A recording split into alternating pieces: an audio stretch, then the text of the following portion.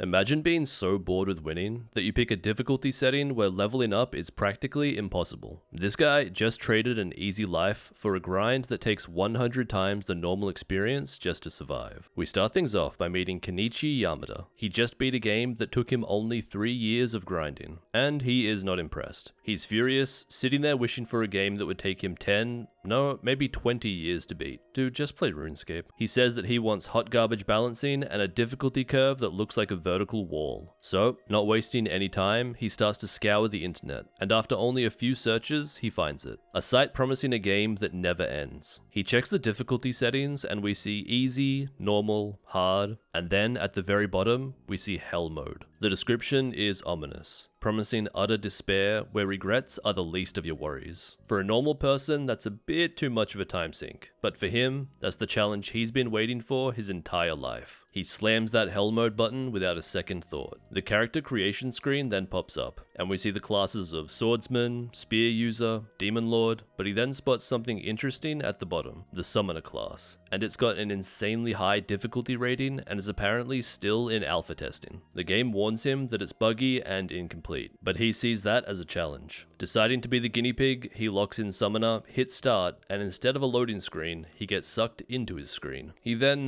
gets born, which I can only imagine is a bit traumatic for him. But afterwards, while crying his eyes out, his father picks him up, figures out that he's a boy, and gives him the name of Alan. We then cut forward to when he's 1 year old and being fed by his mother. As he's chowing down, he reflects on his past, thinking about how he was a 35-year-old, bitchless, maidenless, broke-ass loser who worked a dead-end job. So I guess being a baby is already an upgrade for him. He can't talk yet, but he has no issues thinking to himself or understanding words, and conveniently they already speak Japanese in this world. He learns that his parents are commoners living in a frontier village so small it doesn't even have a name yet. They're serfs paying taxes to a lord to farm on his land. His parents are Roden and Teresia, and from what he can tell, they are incredibly kind-hearted and super in love. So Alan figures he'll be a big brother sooner rather than later. There is one small problem though. Every night, Alan tries to open his status window, and every night, nothing happens. He's supposed to be a summoner, but he's currently just a baby who poops himself and sucks on some titties, which I guess isn't the worst. He then gives it one last shot before going to sleep, and suddenly a book materializes out of thin air. Alan screams, causing his parents to rush in to see what's wrong. He pretends like he was just talking in his sleep, and once the coast is clear, he summons the book again. This is his grimoire. He's finally able to see his stats and realizes that Hellmode is no joke. The experience points required to level up are 100 times higher than normal mode. While a normal player would hit level 2 in just a few hours, Alan is looking at a grind that would make an Eve player cry. The grimoire also has a message from the creator, basically apologizing for the delay because the summoner class is still in beta, and they had to file some paperwork. But keeping with the Hellmode theme, the creator says no refunds, no returns, and good luck. Alan brushes off the terrible customer service because he sees that he has 2 skills: create and summon. At his level, his options are an insect and a beast. He tries to summon the insect immediately, but nothing happens. No tutorial, no wiki, and no YouTube walkthroughs. He realizes he actually has to use his brain here. He guesses that he has to create the card first, and whispers create insect, and that seems to be correct. A card appears in his inventory, and he's about to summon it when he hears his mum walking up again, and has to abort the mission. He decides it will be better off to wait until tomorrow before he tries anything again. The next day, he waits for his daily nap to make his move, and once his mum leaves, he whips out the grimoire and summons the insect. Light explodes from the book, which somehow his mother doesn't see, and out pops a giant grasshopper. It's huge, green, and doesn't look like it has 2 brain cells to rub together. Alan names it Denka, and he tries to give it orders, telling it to come to him. But Denka just hops in the opposite direction. Yeah, it's not very smart. Alan checks the book for help, and he sees he can manage the creature's stats. He notices a buffs page for +1 endurance and +1 agility, but Denka doesn't seem that fast or tough. That's when Alan checks his own stats window, and his jaw drops when he realizes that the buffs apply to him. He gets excited and yells out, and his mum rushes in, seeing a giant bug next to her baby, and goes full protection mode, squishing poor Denka back into pixels. Rip in peace, Denka. But Alan isn't deterred. Over the next few days, he creates a beast card, which is a mouse he names Mousy. And Mousy is just as dumb as Denka, but he has a scurry ability, while Denka has hop.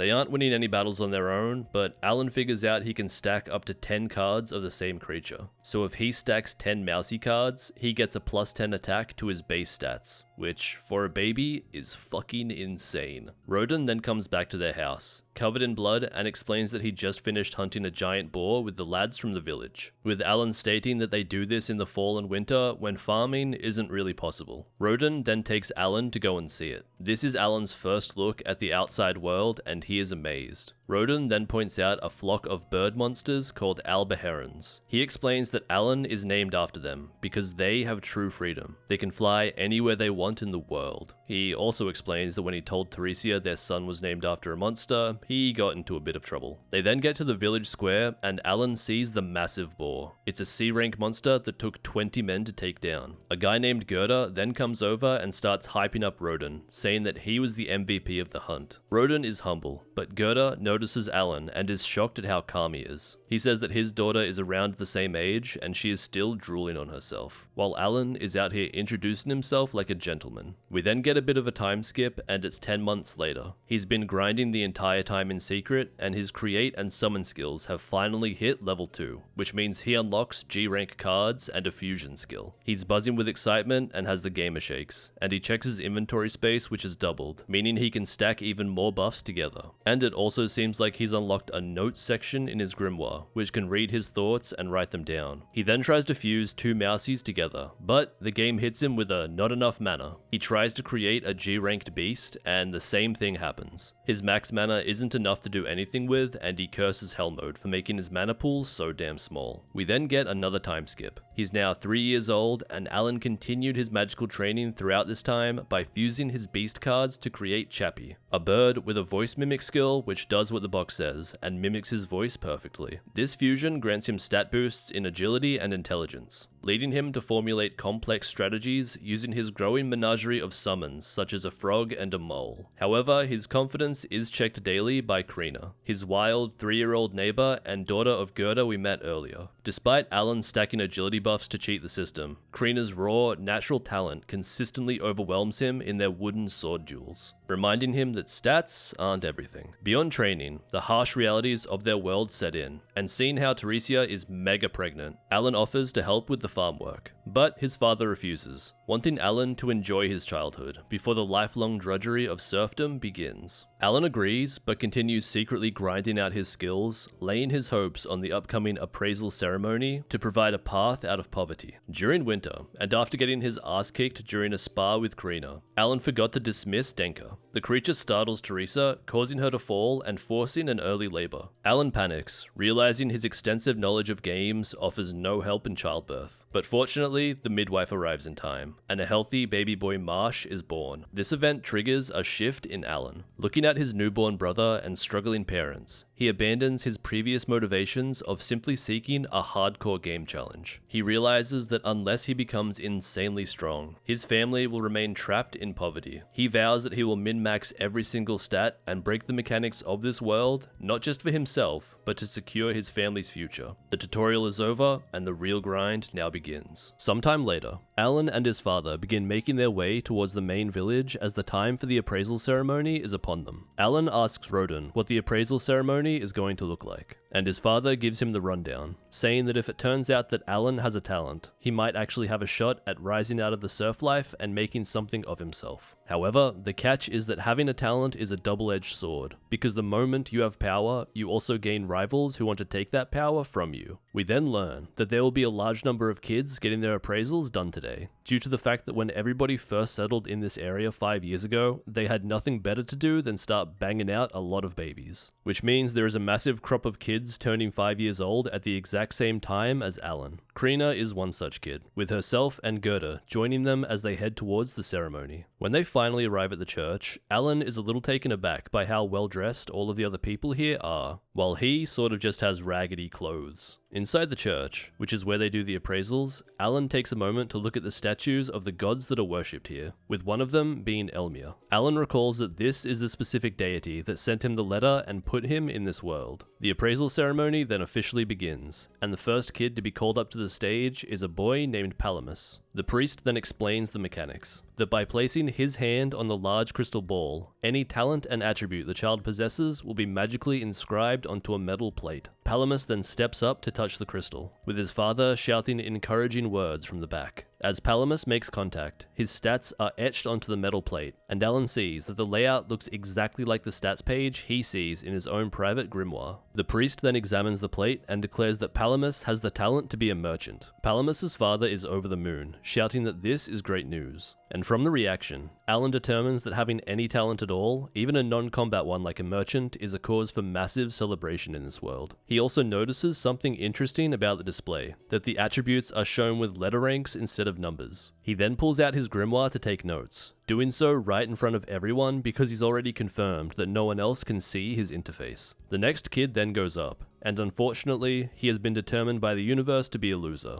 as nothing happens when he touches the crystal. Another kid named Dagora then steps up, and he gets assigned the Axe Wielder talent, with the crowd talking in appreciation as it's the first A-rank attribute they've seen all day. Several hours pass, and they churn through the rest of the children until only Alan and Krina are left. Krina steps up to take the test, and as she touches the crystal, it begins to glow with an intensity they haven't seen yet. Her father runs up, and the priest stammers that it's a miracle. He reads the plate and announces that Krina has the talent called Sword Lord, which is one of the best talents that exists in the entire world. Gerda screams that she's hit the jackpot with this talent, but Krina looks a bit disappointed, saying that she wanted the swordsman talent instead, not quite realizing that what she has now is way better than that. Finally, it's Alan's turn. He walks up with a sense of relief, thinking that this is finally going to reveal to his parents that he is actually a summoner. He places his hand on the crystal ball, and to everyone's shock, it shines even brighter than it did for Krina, and actually knocks Alan down. Roden leans forward, eagerly waiting to hear what incredible god-tier talent his son has.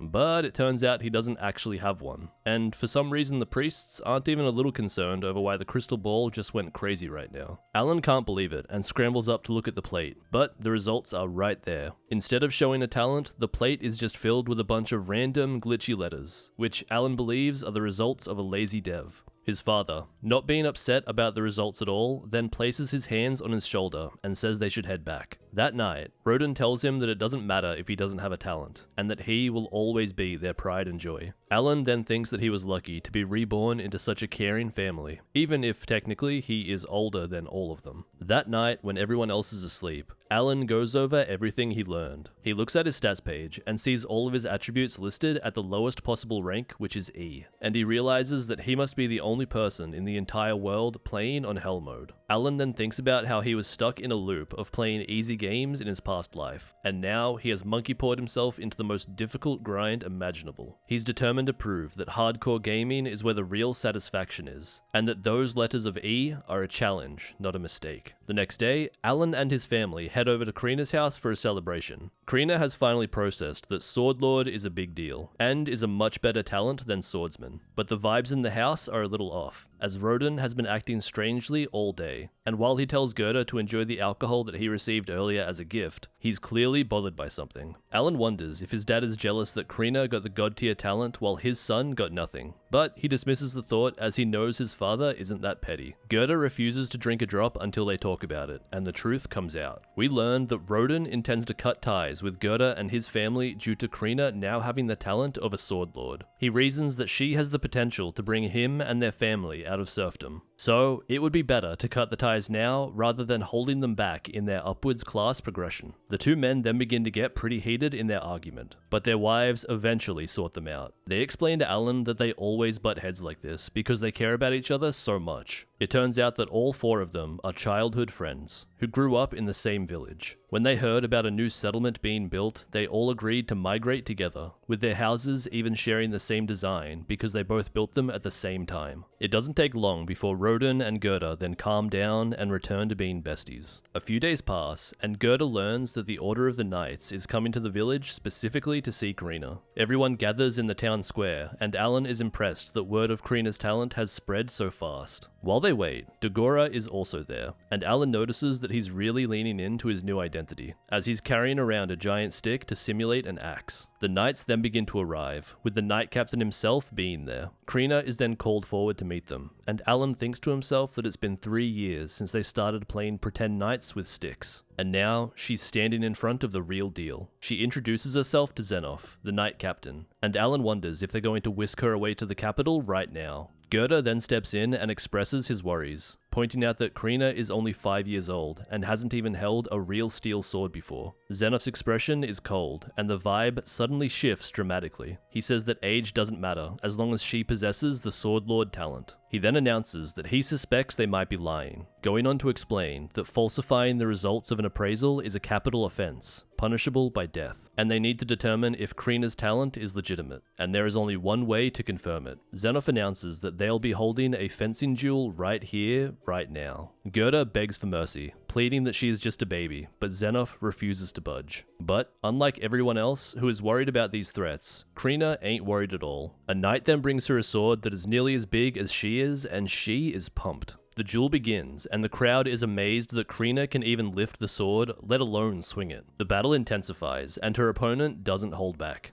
He finds an opening and slams Krina into a wall. Goethe and Alan try to rush over to her, but the other knights restrain them. The fight seems over, but then the atmosphere changes as Krina gets back up, and an aura of power begins to flow out of her. Like a switch has been flipped, her expression changes from excitement to cold focus. She charges back into the fight, but this time, she is a completely different person, as she begins to dominate the exchange. The other fighter is overwhelmed, and with a final strike, Krina shatters his sword, and Xenof steps in, declaring the duel over. Krina snaps out of her trance, and happily thanks Lebrand, the fighter, for the fun time. The man is completely defeated, both physically and mentally. Everyone cheers for Krina, and Xenof admits that there is no refuting her talent now. He then apologizes for doubting them, explaining that this verification was necessary. He then tells them that when she reaches the age of 12, she will be invited to study at the Royal Academy, and eventually serve directly under the royal family. Goethe is relieved but still shaken, as he doesn't know if he can trust these people. Xenof, trying to extend an olive branch, suggests they discuss the details in private, and tells Goethe he can bring his friends and family if it makes him more comfortable. They then all gather at the village chief's house. Xenof then explains his reason for being so paranoid earlier. He states that a sword lord was born into a noble family, and this noble sword lord went on to serve the royals, but he failed miserably at his job. Eventually, he got reappraised, and the truth was revealed, that he was just an ordinary swordsman, and the family had faked the results for prestige. Because of this fraud, the kingdom has made it a priority to verify all high-tier talents in order to prevent another embarrassment from happening. Xenof then again apologizes for the death threats, but says an instructor will eventually be dispatched to the village to train Krina.